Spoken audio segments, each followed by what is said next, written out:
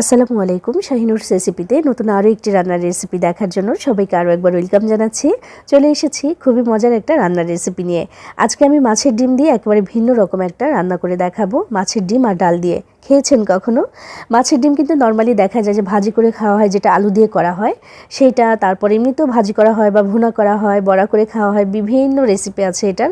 তবে আজকে আমি একেবারে ভিন্ন একটা রেসিপি শেয়ার করব ডাল দিয়ে। তো যে কোনো মাছের যেই ডিমটা থাকে সেটা দিয়ে আপনি করতে পারেন। আমি এখানে নিয়েছি এক জোড়া ডিম, আর এর সাথে নিয়েছি আধা কাপ করে খেসারি আর মুসুরের ডাল। দুই রকমের ডাল দিয়ে আজকে আমি রান্নাটা করব। আর ভালো হয় যদি ডালগুলো আগে থেকে একটু ভিজে নেওয়া হয়, এতে করে রান্নাটা তাড়াতাড়ি হয়। তো আমি কিন্তু আধা কাপ করে নিয়েছি মেজারমেন্ট কাপের।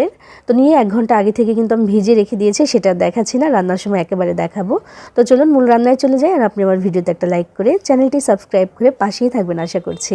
বিসমিল্লাহির রহমানির রহিম। প্রথমে আমি ডিমগুলোকে সেদ্ধ করে নেব। তো সেজন্য 1.5 কাপ পানি দিয়েছি একটা পাত্রে, তার মধ্যে আমি ডিম দিয়ে একটু একটু করে হলুদের গুঁড়া আর দিয়েছি একটু লবণ। তো এগুলো দিয়ে এখন একদম ভেঙে চুরে ফেলতে হবে ডিমটাকে। দেখেন একটা স্প্যাচুলা দিয়ে আমি একদম ছাড়িয়ে দিচ্ছি, থলিটার মধ্যে যে আটকে থাকে সেখান থেকে আমি ছাড়িয়ে দিচ্ছি। চাইলে এই কাজটি আগে থেকেও করে নিতে পারেন, হাত দিয়ে কচলে নিলেই হবে। তো আমি সেই ঝামেলা যাইনি, আমি একেবারে এখানেই করে নিচ্ছি।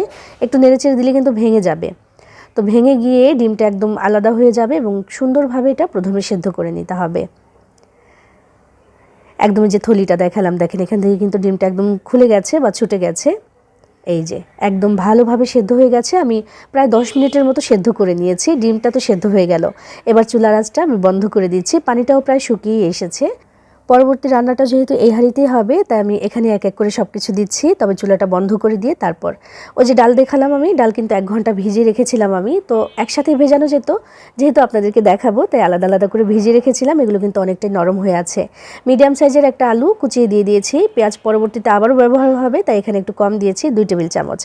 এরপর দিলাম 7 থেকে 8টির মতো কাঁচামরিচ ফালিয়ে, আর 1 চামচ উঁচু করে ভরে আমি আদা পেস্ট আর রসুনের পেস্ট দিয়ে দিলাম। 1 চামচ দিয়েছি লবণ, 1 চামচ দিচ্ছি এখানে ধনিয়া গুঁড়া, 1 চা চামচ দিচ্ছি এখানে আমি জিরার গুঁড়া, সামান্য একটু শাহি গরম মশলার গুঁড়া দিয়েছি। আর দিলাম এখানে 1 চামচ পরিমাণে হলুদের গুঁড়া, আর 2 চা চামচ দিচ্ছি এখানে আমি লাল মরিচের গুঁড়া বা শুকনো মরিচের গুঁড়া। আর হ্যাঁ, হলুদ আর লবণটা যেহেতু আগেও ব্যবহার হয়েছে, তাই একটু বুঝে দিতে হবে এখানে। তেলের ব্যবহারও পরবর্তীতে আবার হবে, তাই এখানে আমি অল্প করে একটু তেল দিলাম, মাত্র 2 টেবিল চামচ দিয়ে এবার সব কিছু একসাথে ভালো করে মিশিয়ে নিচ্ছি, একটু মাখিয়ে নিচ্ছি আর কি। রান্নাটা একেবারেই ভিন্ন রকম, একেবারেই সহজ, তবে ভীষণ মজার। এই রান্নাটা একবার করে খেলে এর স্বাদ কিন্তু জীবনে ভুলতে পারবেন না, এবং এটা যাকেই খাওয়াবেন বারবার খেতে চাইবে। আর রেসিপি কিন্তু অবশ্যই জানতে চাইবে যাকেই খাওয়াবেন। এত মজার একটা রেসিপি এটা। তো আমি কথা বলতে বলতে সব কিছু একসাথে মিশিয়ে নিয়ে এবার পানি দিয়ে দিচ্ছি। পানিটা একটু বুঝে দিতে হবে, যেহেতু ডালগুলো ঠিকঠাকভাবে সেদ্ধ হতে হবে, তো সেই হিসেবেই পানিটা দিতে হবে। আমি এখানে 1.5 লিটার পানি দিয়েছি, দিয়ে নাড়াচাড়া করে দিচ্ছি এবং বলক এসে যাওয়া পর্যন্ত প্রথমে আমি অপেক্ষা করব, তারপর ঢেকে রান্না করতে হবে। এই ডালগুলো সেদ্ধ হতেই যা একটু সময় লাগবে। ওই যে মাছের ডিমটা আমি দিয়েছি সেটা তো আমি সেদ্ধ করেই নিয়েছি। এবার এই ডালটা সেদ্ধ হলেই কিন্তু হয়ে যাবে। আর চুলার আঁচটাকে আমি মিডিয়াম থেকেও একটু কমিয়ে রাখবো, তবে লো হিটে করব না, মিডিয়াম থেকে সামান্য একটু কমিয়ে দেব, শুধু যেন ডালটাও সেদ্ধ হতে পারে আর ঠিকঠাক মতো যেন পানিটাও একদম পারফেক্ট একটা মাপে যেন চলে আসে। তো নেড়ে চেড়ে দিলাম আমি সব কিছু একসাথে। ডাল আর ওই যে আলু ভাজির মতো কেটে দিয়েছি, ওইটাও কিন্তু সেদ্ধ হতে হবে একটু, ওটা সেদ্ধ হয়ে যাবে। তবে এই ডালটা নিয়ে একটু টেনশন থাকলে আরও আগে থেকে কিন্তু ভিজিয়ে রেখে দিতে পারেন। আমি 1 ঘন্টার মতো ভিজিয়ে রেখেছি। চুলার আঁচটাকে মিডিয়াম থেকে একটু কমিয়ে দিয়ে আমি প্রায় 25 মিনিটের মতো জাল করেছি, এবং তারপরে যেই পর্যায়ে নেমে এসেছে, এখন এটাকে একটা বাগার দিতে হবে। ওই যে ডাল বাগার দিই যেমন, তেমন করে একটা বাগার দেবো। তাই এটাকে আমি একটা পাশে করে দিচ্ছি। আর দেখলাম যে ডালগুলো একদম ভালোভাবেই গলে গেছে, মাশাআল্লাহ। বিসমিল্লাহির রহমানির রহিম। এখানে আমি অন্য একটি প্যানে দিয়ে দিলাম 3 টেবিল চামচ পরিমাণে সয়াবিন তেল, 4টি শুকনো মরিচ, আর দিয়ে দিচ্ছি এখানে আমি 3 থেকে 4 কোয়ার মতো রসুন কুচি, আর এরপর দিচ্ছি আমি 3 টেবিল চামচের মতো পেঁয়াজ কুচি। একেবারে সাধারণ একটা বাগার যে হয় ডালে, আমি সেই বাগারটা এখানে দিচ্ছি। চাইলে বাগারে আরও কিছু আপনি আপনার পছন্দ মতো অ্যাড করে দিতে পারেন, যেমন ফ্লেভার পছন্দ করেন তেমন। যেমন চাইলে একটু জিরাও দিয়ে দিতে পারেন, যারা জিরা পছন্দ করেন বাগারে দিয়ে দিতে পারেন। তবে আমি দিচ্ছি না, একেবারে সাধারণ একটা বাগার আমি এখানে দেব। এই বাগারটা একটু গুরুত্বপূর্ণ, যে কোনো ডাল রান্না করেন না কেন বাগারটা একটু গুরুত্বপূর্ণ। একদম যদি কাঁচা কাঁচা থেকে যায় তাহলে কিন্তু কাঁচা তেলের একটা গন্ধ থাকবে, আর যদি পুড়ে যায় তাহলে কিন্তু তিতা হয়ে যাবে, সেটা সবাই জানেন, একেবারে টেস্ট খারাপ হয়ে যাবে। তো সেদিকে খেয়াল রেখে এমন গোল্ডেন কালার করে সুন্দর করে একটু ভেজে নিতে হবে এই পেঁয়াজ রসুনটা, যেন পুড়ে যেতে না পারে। এমন হয়ে গেলে আমি সাথে সাথে নিয়ে সেই ডালের মধ্যে দিয়ে দিচ্ছি। বিসমিল্লাহির রহমানির রহিম। আমাদের এই ডিম আর ডালের মিশ্রণের মধ্যে বাগারটা দিয়ে দেওয়া হয়ে গেল।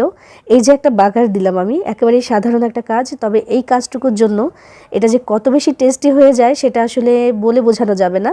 আপনি বানিয়ে খেলেই বুঝতে পারবেন যে কত মজার একটা রেসিপি, এটা একেবারে ভিন্ন রকম একটা রেসিপি। তো এই যে আমি দিয়ে দিলাম, দিয়ে এখন আরও প্রায় 3 থেকে 4 মিনিটের মতো জাল করব আমি, কারণ এতটা পাতলাও আমি রাখতে চাইছি না, আমি আর একটু শুকিয়ে নেব বা একটু টানিয়ে নেব এটাকে। একটা পর্যায়ে আমি এখানে কিছুটা পরিমাণে ধনিয়া পাতা কুচি দিয়ে দিলাম, দিয়ে এখন মিশিয়ে দিচ্ছি। দেখেন এটা যে ঘনত্বটা সেটা একটু খেয়াল করেন। এই যে একটা ঘনত্ব, এটা একেবারে পারফেক্ট একটা ঘনত্বে চলে এসেছে। ভাতের সাথেও ভালো লাগবে, আবার রুটি পরোটার সাথে খাওয়ার জন্য একদম দারুণ একটা কিন্তু মানে ঘনত্ব চলে এসেছে। এত মজার এটা, আর এইটা কিন্তু সুন্দর একটা সুগন্ধও ছড়াচ্ছে, একদম ভরে গেছে সুন্দর একটা বাগারের সুগন্ধে।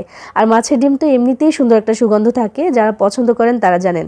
আর আমার মনে হয় যে বেশিরভাগ মানুষই মাছের ডিম খেতে পছন্দ করে, এটা আমি কখনো কারো কাছে শুনিনি যে মাছের ডিম ভালো লাগে না খেতে। আর যদি এইভাবে রান্না করে দেন তাহলে তো চেটে পুটে খাবে। এই যে তৈরি হয়ে গেছে ভীষণ মজার একটা রেসিপি, ডাল দিয়ে মাছের ডিমের অসাধারণ একটা রান্না। আপনিও চাইলে বানিয়ে নিতে পারেন, ভালো লাগবে আশা করছি। সবাই ভালো থাকবেন, সবার জন্য সবাই দোয়া করবেন। আল্লাহ হাফেজ।